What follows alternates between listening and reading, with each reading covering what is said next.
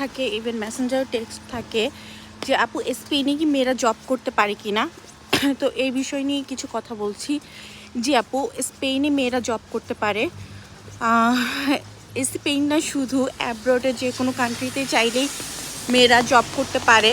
But জবের জন্য নিজেকে অবশ্যই কোয়ালিফাইড হিসেবে বানাতে হবে, যেমন আপনার এডুকেশন লেভেল, আপনার স্মার্টনেস, এই ধরনের জিনিসগুলো থাকলে আপনি অবশ্যই জব করতে পারবেন, কেন পারবেন না। আর নর্মালি ইউরোপের এখন অনেক কান্ট্রিতে আমাদের অনেক আপুরাই বিশেষ করে স্টুডেন্ট ভিসাতে মুভ করে। তো স্টুডেন্ট ভিসাতে যারা মুভ করে তাদের অবশ্যই আইএলস লাগে। তো আইএলস যে আপুটা দিতে পেরেছে, তার বডি ল্যাঙ্গুয়েজ বলেন বা তার স্মার্টনেস বলেন বা সব কিছু মিলিয়েই আপুটা কিন্তু কোয়ালিফাইড, বা এডুকেশন সব কিছু মিলিয়ে কিন্তু আপু কোয়ালিফাইড হয়েছে। বিধায়ী সে মানে আইএলসে ভালো একটা স্কোর করে দেন একটা ভালো কান্ট্রিতে মুভ করতে পেরেছি স্টুডেন্ট ভিসাতে। তো সেই হিসেবে সে আপুরা কিন্তু অ্যাভেলেবেল জব করছে। সো স্পেনও মেয়েরা চাইলে জব করতে পারে।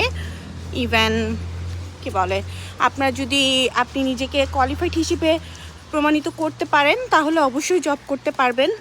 আর স্পেনের যেই জবের ক্ষেত্রে যেই বিষয়টা, ল্যাঙ্গুয়েজ, স্প্যানিশ ল্যাঙ্গুয়েজটা অনেক বেশি ইম্পর্ট্যান্ট। নিজেকে স্মার্ট হিসেবে, স্মার্ট বলতে উচ্ছৃঙ্খল বলতে কিছু না, বাট শালীনতার মধ্যে স্মার্টনেস মানে প্রকাশ পায় বা স্মার্টভাবে থাকলে। তো এই জিনিসগুলোই আমি বলেছি। আরেকটা বিষয়, আপনি জব করবেন না করবেন এটা সম্পূর্ণই কিন্তু আপনার উপরে ডিপেন্ড করে।